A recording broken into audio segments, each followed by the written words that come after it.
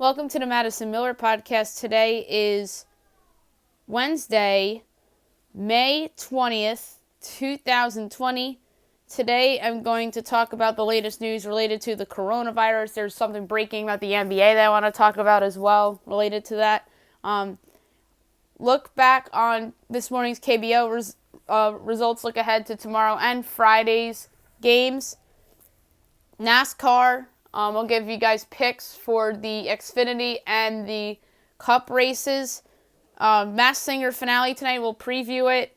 Millionaire, new episode tomorrow. Celebrity Watch Party, new episode tomorrow. And my 2016 top 10 NBA players and games. And I'm doing things that I normally would do tomorrow because tomorrow's a travel day for me, so no podcast tomorrow. Okay, coronavirus latest. Belmont Stakes will be held on June 20th, and I'm sure it is going to be without fans. So the first leg of what normally is the Triple Crown will be June 20th, so a month from today. That's a Saturday. So that's pretty significant news. I'll probably have Jeff Burns on the podcast prior to that race so we can preview it and discuss it. So that's pretty big news for horse racing, granted that Belmont will probably not have fans. The NHL is eyeing 8 to 9 spots for the Stanley Cup playoffs in terms of quarantine hotspots. And this is obviously across Canada and the United States, but the roadblock to Canada is that the borders are still closed.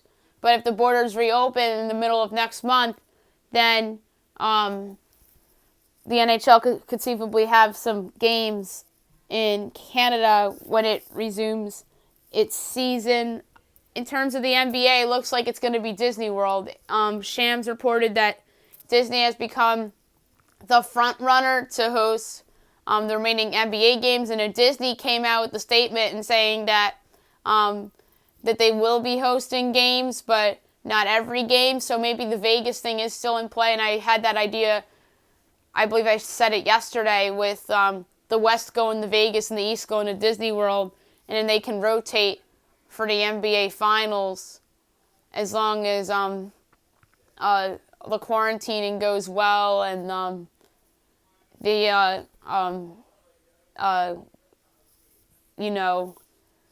playoff thing goes well. Or maybe they'll have another neutral site for the finals. So it should be very interesting to see what the NBA does. Baseball, I think, is the trickiest one. They still have a lot of hurdles to go over. There's a lot of arguing about money, as we saw with Blake Snell.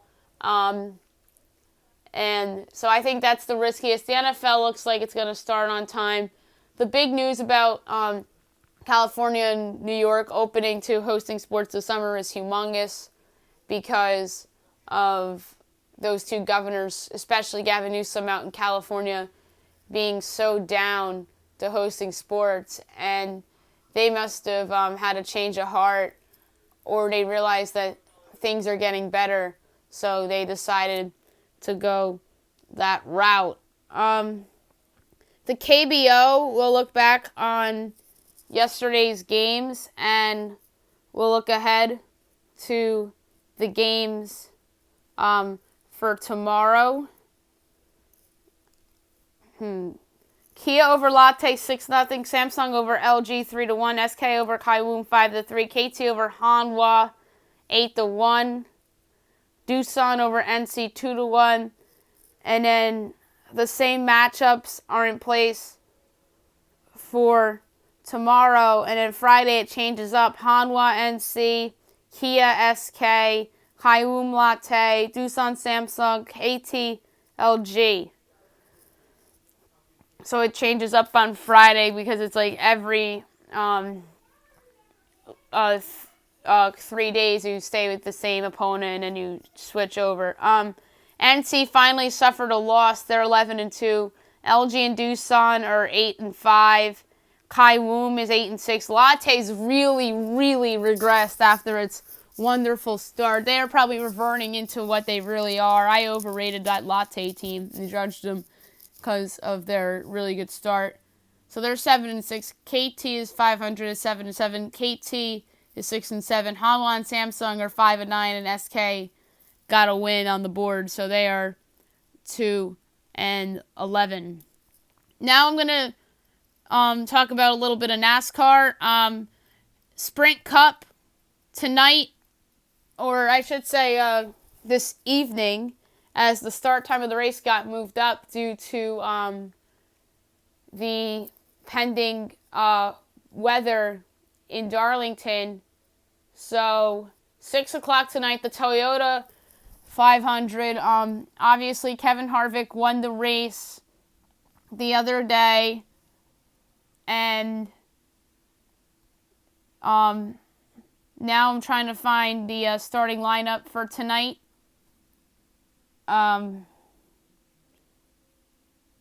Here we go. So Ryan Preece got the pole. T.Y. Dillon, Joey Logano, Clint Bowyer. 5th, Ryan Blaney. 6th, Ryan Newman. So good spot for Newman. 7th, Matt DiBenedetto. 8th, Brad Keselowski. 9th, Eric Almirola. 10th, Austin Dillon. Among other notables, Matt Kenseth's going to start in 11th. John H. Nemechek, 12th. Eric Jones, 13th. Tyler Riddick, who had a good race as a rookie, 14. He'll start. Martin Truex, 15. Hamlin, 16. Chase Elliott, 17. Kurt Busch, 18.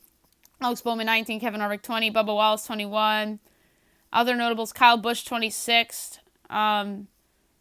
Jimmy Johnson, 37th. And then Ricky Stenhouse Jr., 39th. I am going to pick to win this race. This is a tough call because I want to pick Kyle Busch, but he's starting so back in the backfield, so I think it'd be difficult for him to really come from that far back to win. But you never know. It's NASCAR. I had him winning the Xfinity race, which was supposed to be yesterday, that got postponed. I picked Brad Keselowski to win the race for Sunday, but that didn't happen. He fell off after starting with the pole. So for this race, I'm going to go with a little bit of a dark horse. I'm going to go with Clint Bowyer. He's starting 4th. He's somebody that I thought had some good moments the other day in the race in Darlington. And I think that he has a good chance to win. Kevin Harvick is the 4-1 favorite, and that's a huge number compared to a lot of the other drivers. Alex Bowman, Kyle Busch are plus 750. Danny Hamlin, 8-1. I thought about picking him. Brad Keselowski and Chase Elliott plus 850, as well as Truex. Joey Logano is 10-1. I don't even know the number for Clint Bowyer. I'm going to find it right now. On FanDuel, he's 42-1. That's incredible value on FanDuel. I'm going to take it and run with it and pick the dark horse and Clint Bowyer to win this race. And then for tomorrow Xfinity, I'm going to stick to my gut and go with Kyle Busch for that one. Like I said, I wanted to pick Kyle Busch for the Xfinity, so I'm going to stick with that. And for this race, I'm going to go with a ridiculous sort of longer shot in Clint Bowyer at 42-1, who's starting in 4th place. And as far as I'm concerned, Kevin Harvick was towards the front in the starting lineup the other day. Granted, he had much better odds than Clint Bowyer to win, but obviously Clint Bowyer has experience. He's been around for a long time. And why not take a somebody that's odds aren't great to win? And you can get a lot of value at 42-1 for Clint Bowyer for sure. Okay, I'm going to do Millionaire first in terms of previewing the shows. I just feel like saving The Masked Singer for last. is the right thing to do because it's the finale, and I have a lot of thoughts about The Masked Singer. And so Millionaire last week was a fun episode. We saw Catherine O'Hara make it all the way to the $250,000 question, and she had to phone a friend. She gets that question correct, and then $500,000. She's on that question, but she walked away with $250,000. So she had a good show. And then Dr. Phil is who is currently in the chair. His charity is When Georgia Smiled, which is a good charity. Pam Mueller, an ex-Jeopardy contestant, is his help, and he made it up to the $32,000 question as time ran out. Caitlin Olsen and Lauren Lapkus will be in the chair as well. So it looks like Dr. Phil either loses early, or Caitlin Olsen potentially loses early and doesn't make it that far. But the fact that there's three makes me say that either Dr. Phil or Caitlin Olsen bows out earlier than we would expect. Okie dokie. Now we'll talk about Celebrity Watch Party. Last week it was a fun show. A lot of different shows were shown with the celebrities. A lot of the same celebrities will be back again. The Buck family, the Simones, the Osbournes, Rob Lowe, all the same people. I wonder if they're going to do different shows like The Masked Singer and Last Dance in their respective finales. I think a show that's probably going to be seen in tomorrow's watch party is the new tag show hosted by the Watt brothers. I think that is for certain to be in there. And I do think American Idol will be in there because it was that finale and the reaction to Just Sam winning. I think you'll see that. I think you will actually see The Masked Singer and the Last Dance finales, and the winner getting unmasked and the other two getting unmasked, and obviously the end of the Last Dance, and maybe that segment of the team getting together and sharing their thoughts about their run and then throwing the pieces of paper into the fire. So maybe that segment's shown on Watch Party. So we'll obviously recap the episode on the podcast on Friday. Now I want to preview the Masked Singer finale for tonight. It's going to be a lot of fun. We're down to the Night Angel, the Frog, and the Turtle. I'm going to do something that I normally don't do. I'm going to predict who the judges will guess as each contestant as well. So I've never done this before, but I'm going to do it because it's the finale. And I think the judges, I think I know where the judges are going to go with their final guesses. And then I'm going to reveal my final guesses as well. So last week's episode was the semifinals. The Rhino got sent home, and it wound up being none other than former Giants and Athletics pitcher and now country singer Barry Zito. Jay Farrow was a guest judge. I'm interested to see if there's a guest judge tonight. Let's check that out. And by the way, last night was part one of the finale, which was obviously each contestant's journey to the final and talking about the singers that were unmasked early in the year, as well as some of their clues that were in their clue packages. And they also did a song at the end, Dionne Warwick, with the three remaining contestants. Looks like there's no guest judge. So that's the first time probably since the Sarah Palin episode where there was no guest judge. We had a guest judge pretty much every episode this season. I know the Sarah Palin episode there was no guest judge because I just remember it was just the four of them that night. So, and the last finale of season 2, there was no guest judge either. And then the season 1 finale, I believe Keegan Thompson was a guest judge in the season 1 finale where T-Pain, a.k.a. The Monster, won. They did a group performance last week to Simply the Best. Some clues from last week.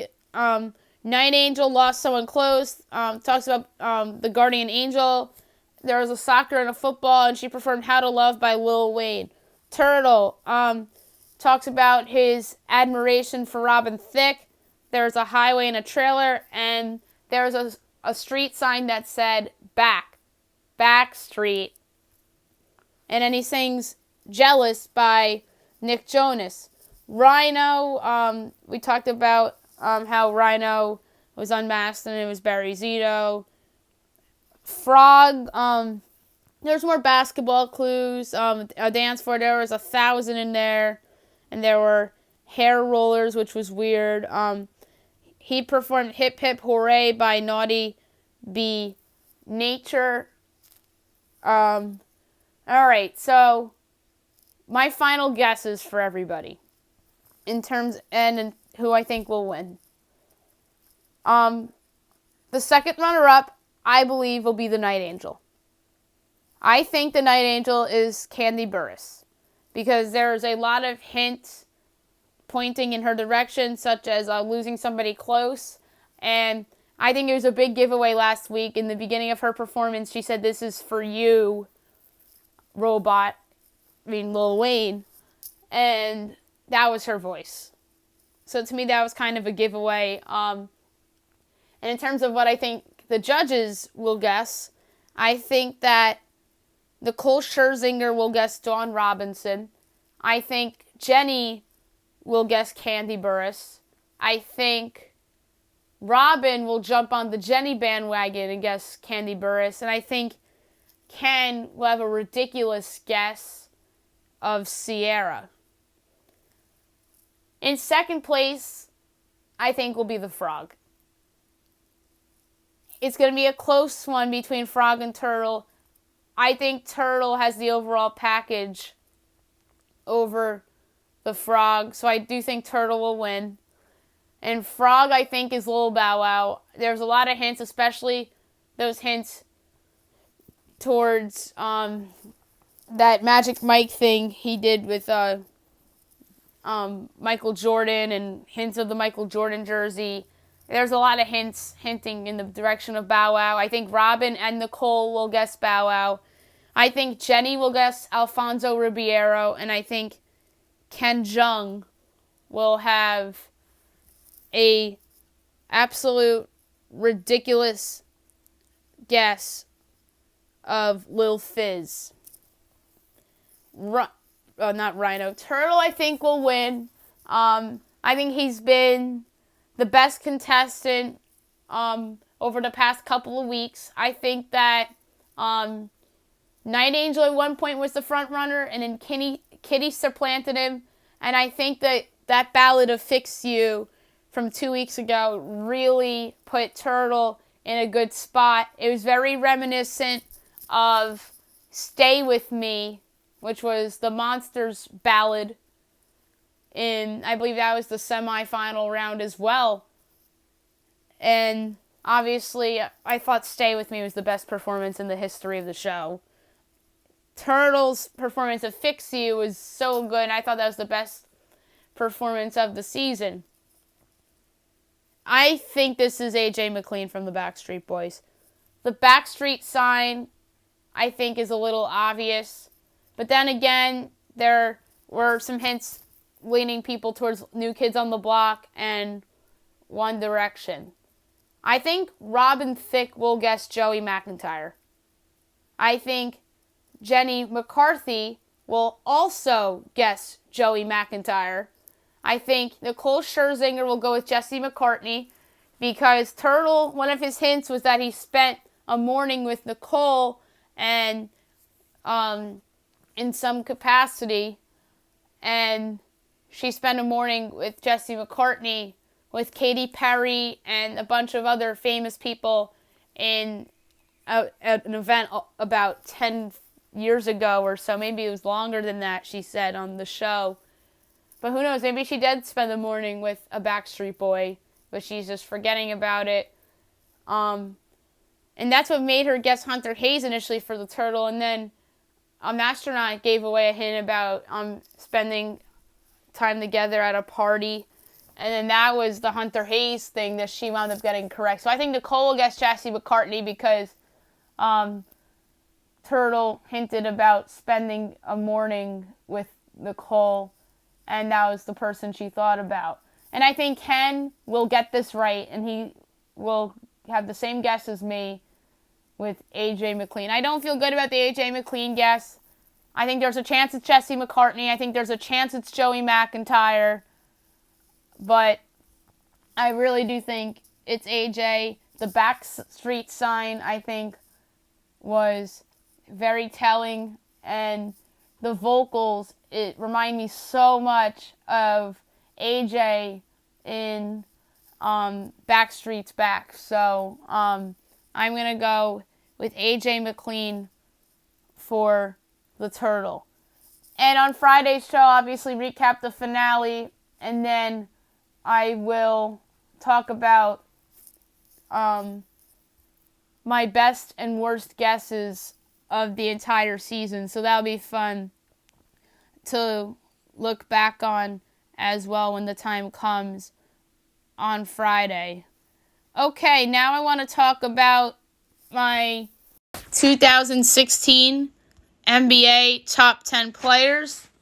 Honorable mentions, I have 5 of them. Hassan Whiteside, Miami Heat. Jimmy Butler, Chicago Bulls. It's crazy saying that. Anthony Davis, New Orleans Pelicans. DeMarcus Cousins, Sacramento Kings. Karl Anthony Towns, Minnesota Timberwolves. It's crazy going through the honorable mentions because 4 of those guys are no longer on the teams that were in 2016.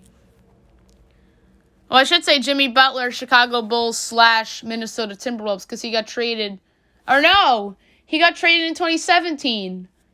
That's my bad. So he was just a Bull in 2016. So all these guys were on different teams. Or not all of them, but with the exception of Karl Anthony Towns, were on different teams at the time.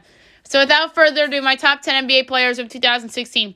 10th, James Harden, Houston Rockets. He's 10 because the Rockets underachieved in the 2015-16 season and got sent home in the first round. Granted, it was against the best team of the century in the Golden State Warriors. But, yeah, James Harden deserves punishment because the Rockets had underachieved that season. 9th, Kyle Lowry, Toronto Raptors.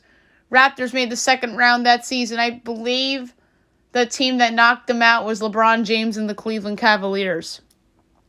8th place, Damian Lillard, Portland Trailblazers.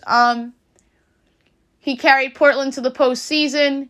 I believe they were ousted in the second round against Golden State.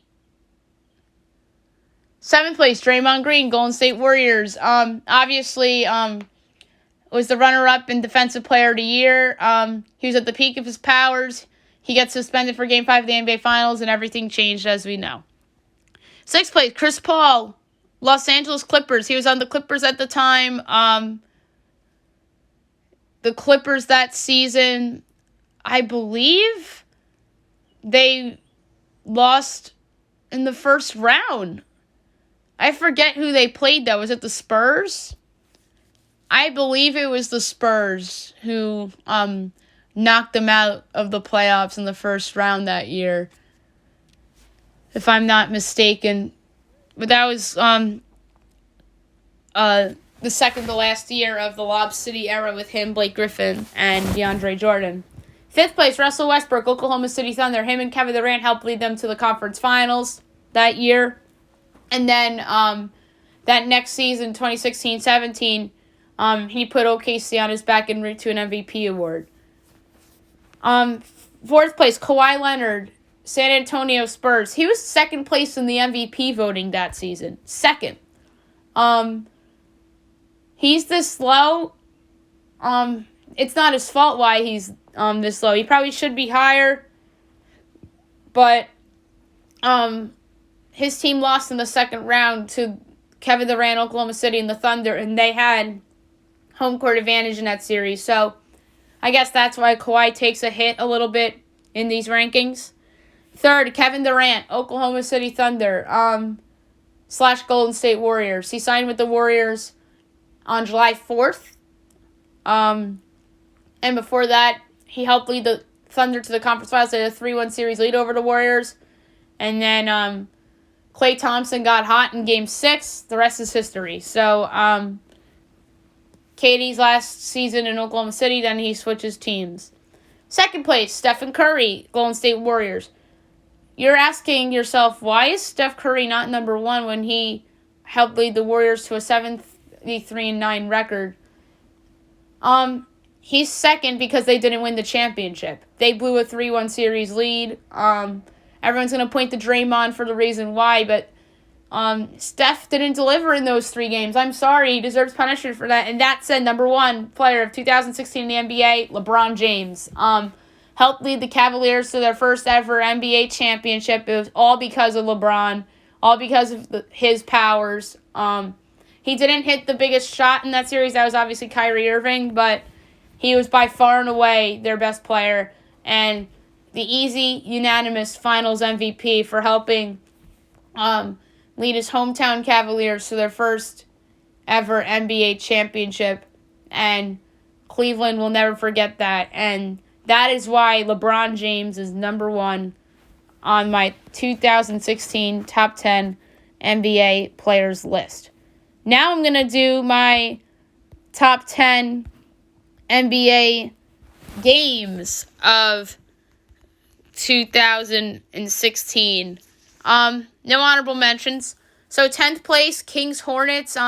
Wild game between two bad teams, and the Hornets came away with a 129-128 win, as the Hornets actually made the postseason that year.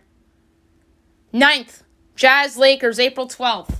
Kobe Bryant's last ever NBA game. This is sad. This game is on the list because it was one of the best 10 games that year, but it's sad because, obviously, as we know, Kobe Bryant is no longer with us.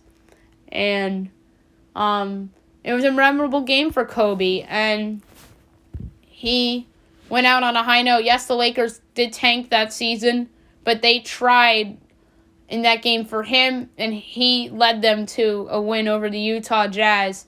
And the Utah Jazz were playing for playoff seeding. I believe they were in contention in that year, if I'm not mistaken. I believe they did make the postseason. And then they lost in the first round to somebody. I believe, if I'm not mistaken, they might have played the Spurs in the first round that year, not the Clippers. I need to think about that because I know Golden State played the in the first round. I think they played Houston. Yes, it was Houston. And then the Spurs, I think, played Utah. The Blazers played Memphis. And then Oklahoma City. No, it wasn't Oklahoma City Clippers. Oklahoma City beat somebody in the first round. I can't think of who it was. I want to look back on the 2016 NBA playoffs and see the Western Conference bracket. So the first round of the West was Golden State, Houston, Clippers, Portland. So that was the year Portland knocked the Clippers out in the first round. I was thinking that Portland knocked off the Grizzlies. But no, I'm thinking of a different series. OKC knocked off Dallas, and then San Antonio knocked off Memphis by sweeping them. So that's how that first round played out. And Utah was not in the postseason. I guess they were in the mix for the 8 seed, but didn't get it. 8th place, Rockets Thunder, November 16th. So this was in the 16-17 season. OKC wins 105-103. Russell Westbrook over James Harden. 7th place, Warriors Cavaliers, Christmas Day, 2016. Cavs win a 1-point game in the NBA Finals rematch. 6th place, Warriors Rockets, April 21st. Game 3 of the first round. Rockets win by 1 to avoid the sweep. 5th place, Thunder Spurs, May 2nd, Game 2. Thunder win by 1 to even up that series at 1 apiece after getting blown out by 32 points in Game 1. 4th place, Hornets Heat, April 27th, Game 5. Charlotte wins 90-88. Go-ahead three-pointer by Courtney Lee. Charlotte goes up 3-2 in that series, but then Miami wound up winning the next 2 and advancing to the second round before bowing out to the Raptors in 7 games.